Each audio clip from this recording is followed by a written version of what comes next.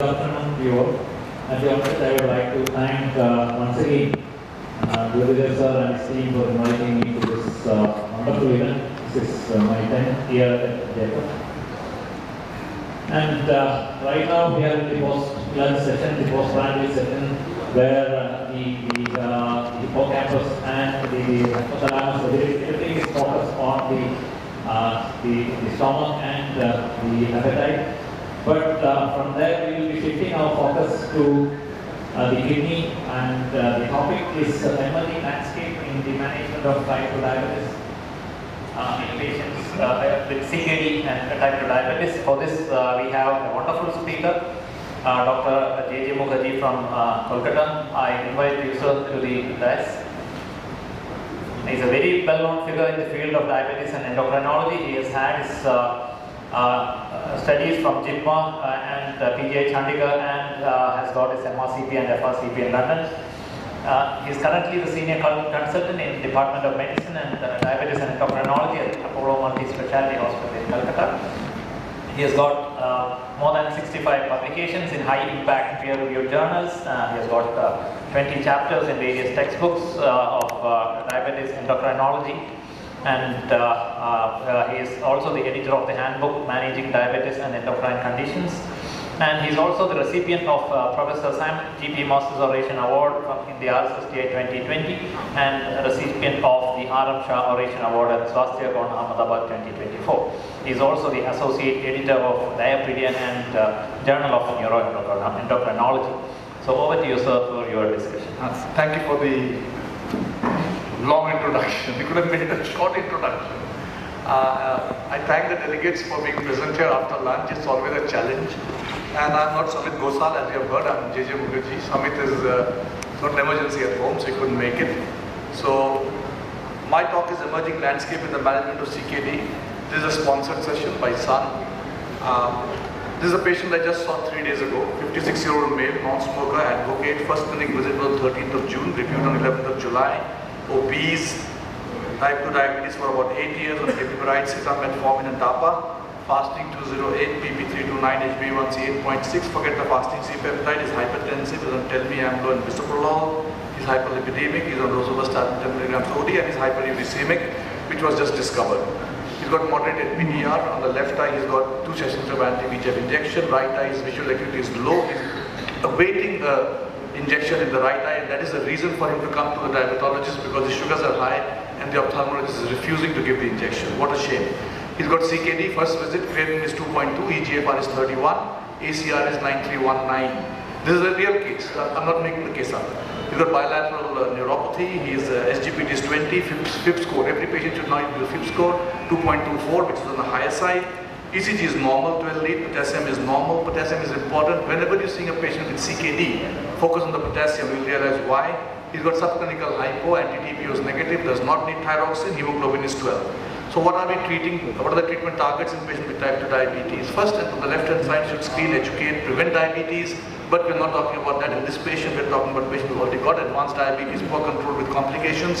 So we have to focus on glycemic control, blood pressure control, lipid control, take care of his weight. He's not non-smoker. If he's a smoker or takes a lot of alcohol, you need to take care of that. And your main aim should be prevention of complications. Here, unfortunately, all 3 complications have set in microvascular. So here your aim is to prevent the progression of the complications as much as you can. If you think lower right-hand side, you alone can manage it, you are in dialysis land. Sorry, you can't. You need a good dietitian, you need some trainers, motivators, you need a diabetic nurse educator. So these are the various complications of diabetes. On the left-hand side, we know it very routinely. The microvascular complications on the top, diabetic kidney disease, retinopathy, peripheral neuropathy. And down below, you have got the various long-term complications, vascular CVD, coronary artery disease, stroke, and peripheral vascular disease. On the right-hand side, these are the newer complications, which I'm not going to focus on today. So the focus today is on kidney disease. Now, almost 40% of individuals with diabetes, depending on where you work. If you work in a primary healthcare center, probably less. If you're working in a tertiary level hospital, maybe as much as 60% of the people will have chronic kidney disease. It sounds a little bit odd to you, but you will see the definition is different. It's a leading cause of end-stage renal disease at the moment. And in 2017, 50% of all people on dialysis were because of poorly managed diabetes. So everybody in this room has a job to prevent your patient with type 2 diabetes ending up being on dialysis.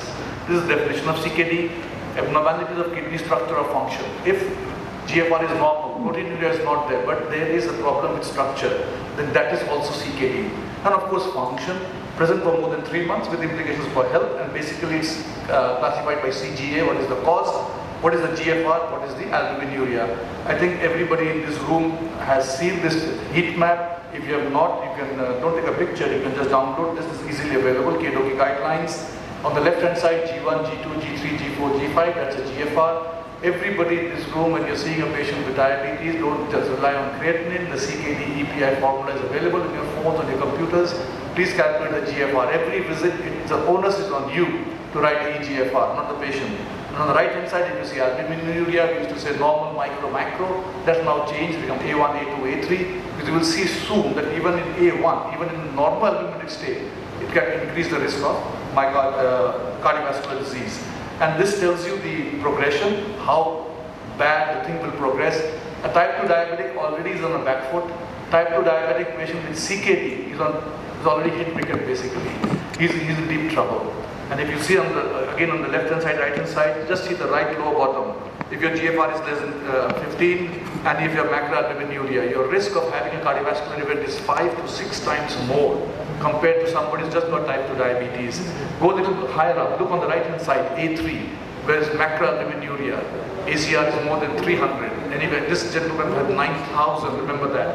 And look at the problems that he has, all-cause mortality on the right hand side, if you see lower down, CV mortality, progressing to end-stage kidney disease. And these are the various pathophysiological issues in type 2 diabetes, which causes progressive renal failure. On the left hand side, we all know the metabolic dysregulation. On the right hand side, we all know the hemodynamic perturbation. So we will be treating diabetes and blood pressure. The newer concept, I'm talking about the emerging concept in managing CKD type 2 diabetes, and that is the inflammation and fibrosis part, which is in the lower part of the slide, and that is primarily mediated by the mineralocorticoid receptor. It's a big word, I can't keep saying mineralocorticoid receptor, so henceforth I'll be saying MR. So ADA standards of medical care, this is the first take home point for you. From tomorrow, if you're seeing a patient, at least annually you should do an ACR. Don't do protein, don't do 24 hours protein. Majority of the data, all the studies are based on ACR, albumin creatinine ratio, which can be in microgram per milligram or milligram per gram. It's basically the same thing. And why is that? Look at this. If you see UACR on the left hand side, if you see the line as 1, the moment it crosses 1, you will see the ACR is only 5. We say less than 30 is normal. No, that's why they've now made it A1. Even A1, if you see, the hazard ratio for cardiovascular mortality goes up. At 30, it's already 2 times more. This is independent of eGFR. And if you now look on the eGFR on the right hand side, we define CKD as eGFR less than 60. But if you see eGFR even at 75, it's crossing the line of unity. So once your eGFR drops below 75 or your ACR is above 5 micrograms per milligram, already your risk of cardiovascular events is very much higher. The second thing, in people with established diabetic kidney disease, you should not be monitoring it annually, you should be monitoring it every 3 months, 4 months, and if you want, you can, this is easily available. There's not enough time to take you through this, but it tells you how many times you should be doing. So if you see on the right hand side, the right hand column, that's all macroalbuminuria, A3. So you should be doing it at least 3 to 4 times in a year, which most of us do, don't we? We measure the creatinine every 3 to 4 months. But you'll be surprised, the gentleman I just presented, his last serum creatinine was done 3 years ago. It's a shame, isn't it? Now, how do you manage? So now that you know how to define diabetic kidney disease, now that you know that you should be doing a serum creatinine and ACR routinely in your patient with type 2 diabetes, now that you know that once ACR is going up or eGFR is going down, the risk of cardiovascular events or progression to end-stage renal disease where they end up being on dialysis or renal replacement therapy or renal transplant is very much multiplied. Now that you know all this, what do you need to do? You need to prevent it, right? Or you need to manage it. So how do you manage? On the left hand side, you and me should be trying to do primary prevention. Treatment of ESKD is not for us. It's for a nephrologist. If any nephrologist is there, that's for you. And we also have to come into secondary prevention. This patient that I'm talking about falls into secondary prevention. So if you see this gentleman, BMI is 36, grossly obese, HbA1c is 8.6. This is after so many years of diabetes, 8 years of diabetes. Not one, but maybe 8, 10 doctors have failed him. Don't blame the patient all the time. And he must have seen 10 doctors. He told me, I've seen 10 doctors. Nobody told me, doctor, that kidney is so important. Nobody told me that if I don't take reasonable amount of care, I will end up in the position that I am in today with a proteinuria of 9,600. So somewhere we are failing. And if you see his blood pressure not controlled, 168, control the blood pressure. It's difficult, but control. And look at his lipids. Lipids is the easiest thing to control, yet we don't control. Tomorrow go and do your audit of the patient that you see. I'm also not doing good. I'm from a tertiary place, a tertiary level hospital. But my patients, LDL is not controlled, blood pressure is not controlled. Why? Somewhere we are failing. And is it you and I who are failing? No, the whole country is failing. Look at that. HbA1c achieved is only 36% of patients. This is ICMR in-dive data. You must have seen this slide many times before. And if you see the blood pressure control, only in 48%. You see lipids control, only in 41%. What are we doing? We're talking about emerging therapy, GLP-1, finerenone and SGLT2 inhibitors. That's what I'm going to talk about. But look at what we're achieving. So somewhere, somehow we are failing. Why? Partly physician issues, partly patient issues. So what did we do? His fasting is high, PP is high. Even though he's got good C-peptide, he still now needs to take some insulin because his HbA1c is so high, fasting PP is so high. So offer was given what kind of insulin he wants. Human co-formulation analog is a reasonably a guy with deep pockets, so he chose the co-formulation insulin. And he was on linagliptin. His eGFR is less than 30 now. So if you use a DPP4, linagliptin is the safest. You can still use Sita or Vilda, but you have to reduce the dose. And he's on dapagliflozin. And blood pressure, he wasn't tell me I'm low, and bisoprolol, a diuretic was added. For his lipids, rosuvastatin dose was increased. Uric acid, he was started on febuxostat. Now, eyes, he's already been looked at. He's not able to get the injection in the right eye because of poor control. That's where the diabetologist comes in. They have to get it controlled. He's got bilateral sensory neuropathy, so it's your responsibility to tell the patient to take good care of his feet. Now, main issue now here is CKD. His GFR is 31, ACR is 9319. So when this patient comes, he should not have come to you at this stage. You should have prevented it over the last 8 years. Sorry, we failed. He saw 10 doctors. Nobody impressed upon him about the microvascular complications, macrovascular complications. So now he's come to you at this stage where he's got retinopathy, nephropathy, neuropathy, and what do you have to prevent now? You have to prevent death. You have to prevent a cardiovascular event. You have to prevent the AMI, you have to prevent the stroke. Because once that happens, he's either dead or he's in trouble. So what do you do for secondary prevention? The treatment of ESKD, I told you, we will not do it. It's a nephrologist's job. So our job now is to prevent the progression. He's going to progress, poor guy. He's going to go downhill. Your job is to prevent him from going downhill too fast. He's got 2 kids. He wants the kids to go through college. He wants his daughter to get married and then die. That's where you and I have to come in. We can't prevent his death. He's already lost 8 to 10 years of his life, poor guy. But now at least let's extend that so that he can live his life and die at the age of 68 rather than at the age of 62. So what all you can do? Pharmacotherapy, if you see. First is lifestyle intervention. Dietary protein restriction is oversold in CKD. Please don't advise protein restriction because already our patients are not only protein restricted, they're super protein restricted. They're protein deficient. And that's why we wrote this guideline there you can see. This was done last year in IdeaPerm. We are from Kolkata. We have IdeaPerm meeting once every year. Protein restriction in adults with chronic kidney disease. And what we said that please do not routinely advise protein restriction. Most of them are already super restricted. So ESKD is undernourishment due to poor oral intake because of anorexia and nausea. Advise them to take protein. Of course, not kilograms of protein, but within limits. So now, once you have done that, you have only 3 to 4 drugs with you. The drugs are, number 1, ACE inhibitors, ARB. If a type 2 diabetic with hypertension is not on an ACE ARB, ask yourself why not. There has to be a solid contraindication for not giving ACE ARB. Every type 2 diabetic or with hypertension should be on an ACE ARB, period. And I'm not going to bore you with this because it's very old data. This was in 1993, Lewis et al. Did a study with type 1 diabetes and the famous renal and IDNT, which was in 2001. So all we had till about few years ago for managing type 2 diabetes with CKD was good glycemic control, good blood pressure control, good lipid control, with off smoking, even ACR. Nothing else we had. Does it mean that scientific community was sleeping? No. Scientific community and the pharma industry have spent crores. These studies that I'm showing, I don't want to take you through them, we don't have time, but these studies must have cost crores, and all of them fail. Then what happens? Then comes the SGLT2 inhibitors. And SGLT2 inhibitors, initially the CBOTs were done. Empiric, Canvas, declared to be vertis and scored. And in them, the secondary outcome, not even secondary, it was exploratory outcome. They were not looking at the renal outcomes in the cardiovascular outcome trial.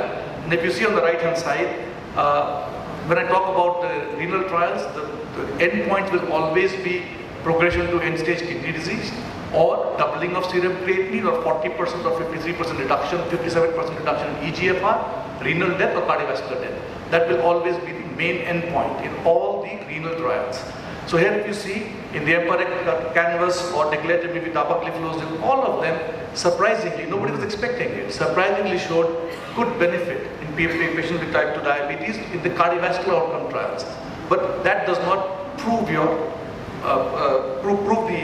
fact that SGLT2 prevents progression of renal disease. So that's why you need to have proper renal endpoint trials. And these were the 3 trials: CREDENCE, DAPA-CKD, and EMPA-Kidney. CREDENCE was done in all type 2 diabetic patients with macroalbuminuria. DAPA-CKD and EMPA-Kidney had people with diabetes and without diabetes, almost 50% people with micro to macroalbuminuria.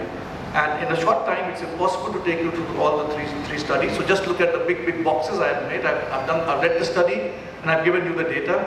The renal composite, as I said, now don't worry, the renal composite will always be those 4: end-stage kidney disease, reduction in GFR, renal death or cardiovascular death.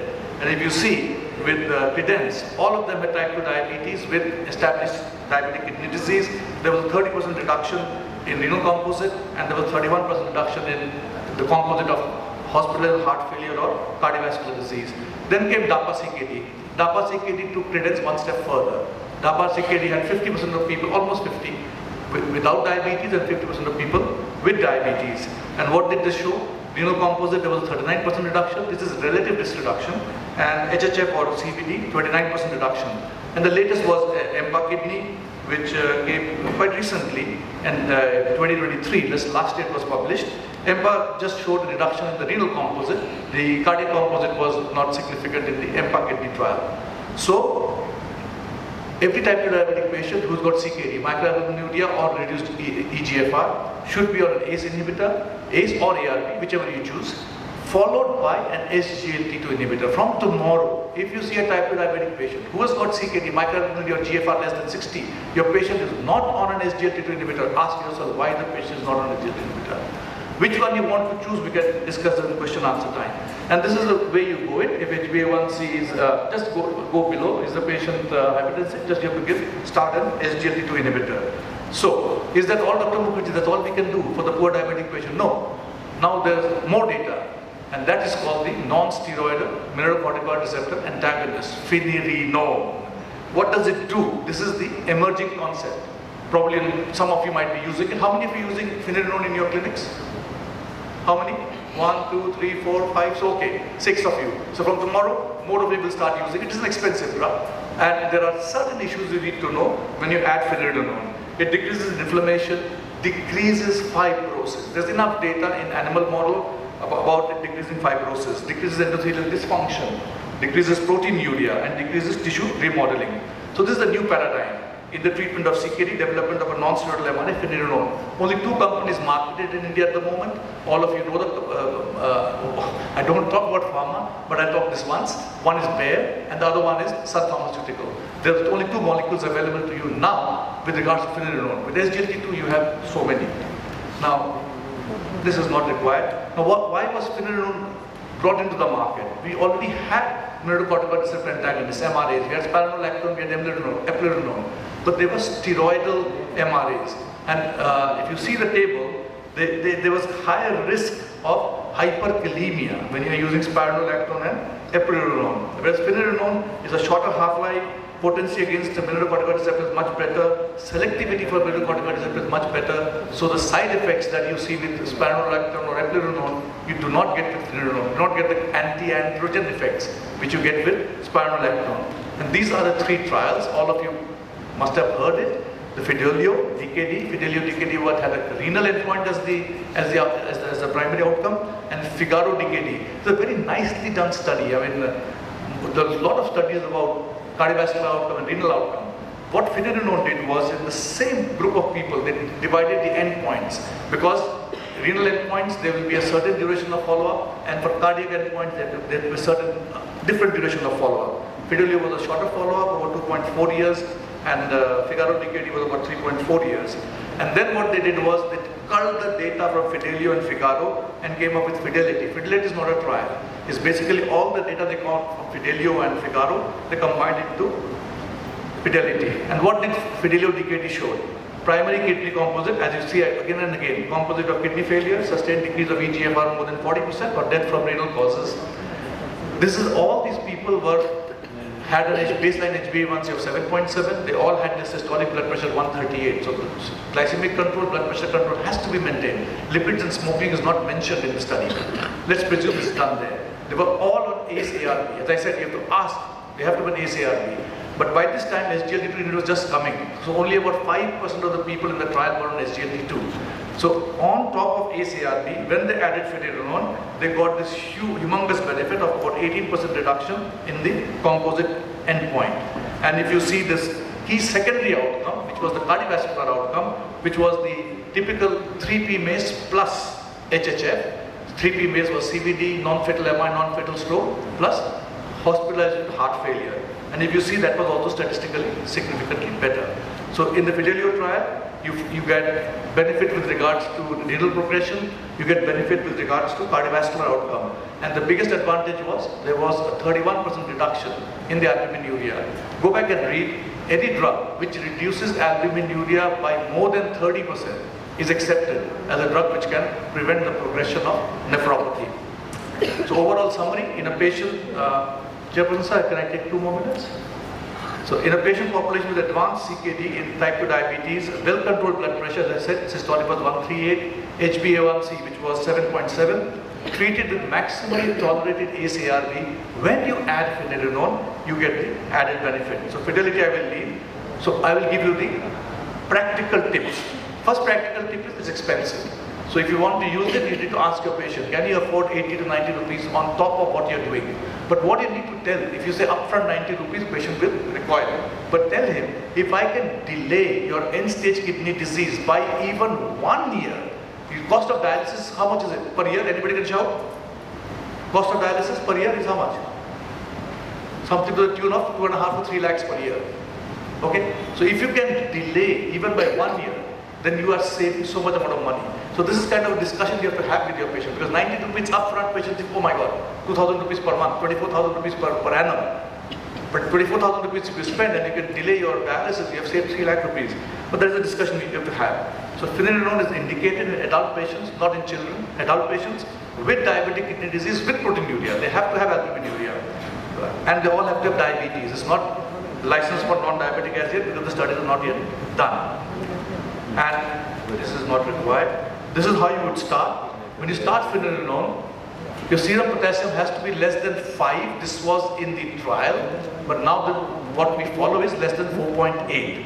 If GFR is between 25 to 60, you will start with 10 milligrams, and GFR is more than 60, you will start with 20 milligrams. You are duty bound to monitor serum potassium. If you're adding finerenone, you're supposed to monitor potassium at 1 month, 4 months, but whatever potassium issues happen, they happen in the first 4 months. After 4 months, it generally plateaus out. So there's no more potassium, I won't say no more, but potassium issues are much less after 4 months. So it is your duty to do potassium at 1 month. If the potassium is less than 4.8, you can continue with 10 milligrams, or if somebody has started with 10, low GFR, you can go up to 20. If potassium remains less than 5.5, you can continue your finerenone. And if the potassium goes up to 5.5, you have to stop finerenone. Then if you are brave and the patient is brave and you do the potassium and potassium comes back as normal, below 5.5, you can restart. So the 4 pillars, I've told you about ACE-ARB, I've told you about SGLT2, I've told you about finerenone. 4th pillar, with less amount of data, is the GLP-1 receptor agonist. I don't know how many of you have read this paper. If not, just read it. Just came out about 6 weeks ago in NEJM. This is the semaglutide on chronic kidney disease, and semaglutide also has been shown to have some benefit. We can discuss that. This is not the forum for it. So coming to the DKD. DKD is common. From tomorrow start auditing your clinical practice, you will find anywhere from 40 to 60% of people have CKD. Gone are the days that what I was taught. CKD means creatinine is 3, patient has got edema, patient has got anemia. That's not CKD anymore. CKD is GFR less than 60, proteinuria, ACR. Very easy to do these two things. Unfortunately, if you audit, we do not do it. We fail. I don't know why we fail. And once you do that, primary prevention, glycemic control, blood pressure control, lipid control, and as I showed you in India, 38, 42, 42. That is the number of people who get blood pressure control, blood sugar control, and lipid control. Why are we failing collectively? I don't know. And then if the patient has got CKD, you have to give dietary advice. Don't restrict the protein too much. And in pharmacotherapy, 3 drugs have to be, ACE ARB has to be on board, SGLT2 has to be on board, unless there is a contraindication. And if on top of that, your patient can afford, which majority of them, by the time they get CKD, they are willing, you have to add a non-steroidal mineralocorticoid receptor antagonist. So, the last thing, when should you refer to a patient to a nephrologist? eGFR less than 30, you should refer. And if the patient has got persistent macroalbuminuria, you should refer. But if you're a general practitioner, if you're doing primary care, then if GFR is less than 60, please refer to a diabetologist or an endocrinologist to start these drugs, because you may hesitate in the beginning. So my last slide, coming back to my patient, I feel sorry for him. I feel sorry for him because he's got diabetes for 8 years. Somehow, somewhere the medical community has let him down. We don't educate our patients. Please educate your patient. Please tell him the reason for treating diabetes is not blood sugar, it's to prevent nephropathy, retinopathy, neuropathy. And if we had done the blood sugar control, blood pressure control, lipid control, he wouldn't have reached here. But poor guy, he saw me just 2 weeks ago. GFR is 31. Proteinuria is 9,630. So what do? I change his antihypertensive to an A2RB, telmisartan, 40, you have to go up to 80 if you don't get control. I added dapagliflozin, 10 milligrams, discussed with him, he can afford, so I started finerenone 10. Why? Because eGFR 25 to 60, you will start with 10, and it's still not 1 month yet. I will check his potassium in a month's time. GLP-1 RA, I cannot consider him because he's got active ongoing retinopathy. Until we get the focus trial data from semaglutide study, you should be avoiding a GLP-1 if there is retinopathy. And mind the gap in kidney care. That's what I've been saying, and this is the data. If you see, almost 80% of people with type 2 diabetes with CKD plus do not know they have CKD. And among the this is from various countries, so 7 to 20%, only 7 to 20% of your diabetic patients know they have CKD. I don't know, there's no studies around doctors. I don't know how many doctors know their patients got CKD. And amongst the 7 to 20% who have diabetic kidney disease, look at what they're achieving with regards to proteinuria, blood pressure control, HbA1c control, RAS inhibitor. We are far, far behind. We are not doing what we should do. That's why this is an English paper, and those of you who have been in London have taken the tube. You always get mind the gap, mind the gap. So this is the mind the gap in the management of diabetic kidney disease. So with that, I'll stop. If you have any questions, we'll be happy to take. Thank you.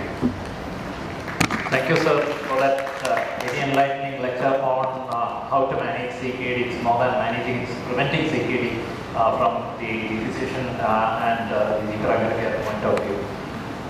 We have time for 1 or 2 questions from the audience. Any question on finerenone? That is the emerging concept in DKD. Any experience to share that you have given finerenone, potassium went up and you were in trouble, etc., etc.? I think, sir, from my personal experience, I would like to say that the hyperkalemia is much less compared to any of the other similar agent MRIs. And there is substantial reduction in the microalbuminuria also. And even though the studies have not been done with SGLT2 inhibitors, most of our patients get finerenone on top of SGLT2 inhibitors, but still we get a substantial reduction in the albumin excretion. Absolutely right. I mean, the study was done on ACRB plus finerenone. Only about 5% in Fidelio DKD, and overall in Fidelio 7% were on SGLT2 inhibitors. But a point to note is if you combine SGLT2 and finerenone, your chance of hyperkalemia goes down. The certain concept is if you put both together, the hyperkalemia will increase. In the Fidelio DKD, about 11% people had hyperkalemia and only about 2.3% had to withdraw. Only thing is, the hassle is you repeat to the potassium. Now there's a big debate as to whether you should do it 2 weeks later or 4 weeks later. But if you do it 4 weeks later, you're absolutely supported because Fidelio DKD, the trial.